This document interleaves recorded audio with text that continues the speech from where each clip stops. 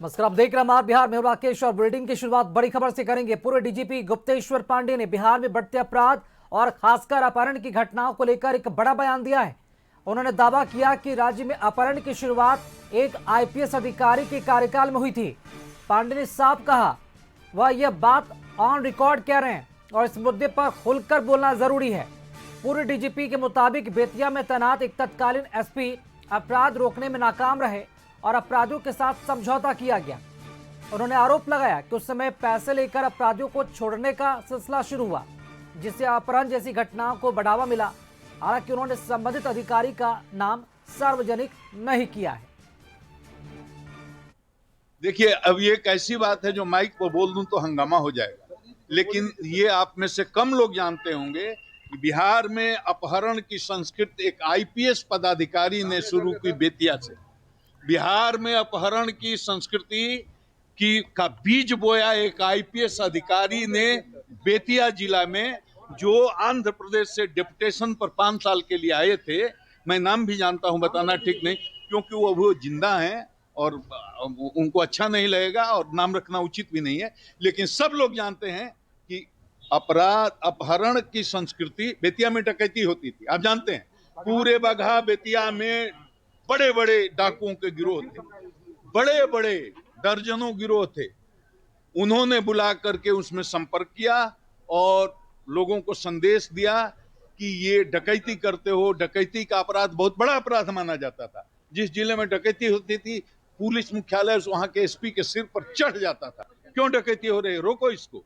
वो रोकने में नाकामयाब हुए। उन्होंने अपराधियों से एक तरह का समझौता किया और उनको ये कहा कि हमारे ऊपर बहुत प्रेशर पड़ रहा है, दबाव पड़ रहा है, डकैती करना छोड़ दो। तो क्या करेंगे, कैसे जिएंगे, कैसे खाएंगे? तो लोगों को धीरे से, पैसे वाले लोगों को पकड़ लो, पैसे लेकर छोड़ दो। और वहीं से बिहार में अपहरण शुरू हुआ। ये मैं ऑन रिकॉर्ड बोल रहा हूं और ये पुराने जितने पुलिस ऑफिसर हैं सब जानते हैं।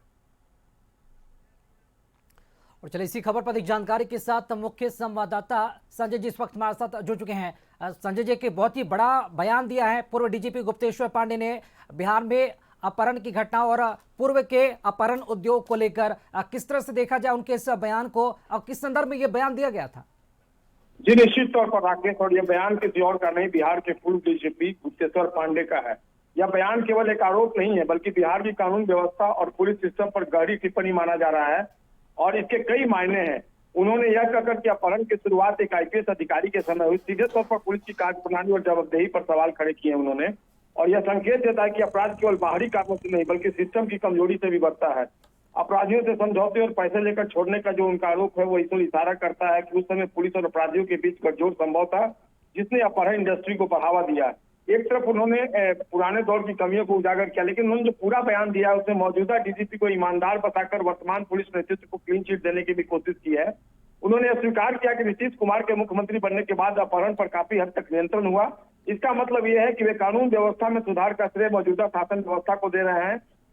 जो बयान है उनका अक्सर केवल प्रशासनिक नहीं माना जा सकता, बल्कि इसके पीछे राजनीतिक संदेश भी छिपे हो सकते हैं। जो राजनीति के जानकार हैं वो ये बता रहे हैं, खासकर जब अतीत और मौजूदा समय की तुलना की जा रही हो। अपराध पर यथार्थवादी दृष्टिकोण उन्होंने अपनाया और साफ कहा कि अपराध पूरी तरह खत्म नहीं हो सकता, लेकिन कंट्रोल और सजा जरूरी है। यह एक व्यवहारिक और प्रशासनिक नजरिया दर्शाता है। कुल मिलाकर यह बयान बिहार में अपराध के इतिहास, पुलिस की भूमिका और शासन की प्रभावशीलता, तीनों पर एक साथ सवाल और संकेत देता है। इसे एक तरह से सिस्टम की अंदरूनी सच्चाई को सार्वजनिक करने की कोशिश भर माना जा सकता है। जी राकेश जी, तो संजय जी, क्या पूर्व डीजीपी का यह बयान आज के समय कितना प्रासंगिक समझा जाए? देखिए, ये मैंने बताया कि उन्होंने कंपेटिवली मौजूदा समय से और अतीत की बात को कंपेयर किया, तो उनका ये बयान केवल प्रशासनिक नहीं माना जा सकता, बल्कि इसके पीछे राजनीतिक संदेश भी छिपा है। और खासकर जब अतीत और वर्तमान की तुलना की जाए तो इसका आशय या मतलब समझा जा सकता है राकेश कि वो किस प्रसंग में और किस दृष्टिकोण से ये बातें कर रहे हैं। जी, चलिए बहुत शुक्रिया संजय जी खबर पर जानकारी के लिए आपका।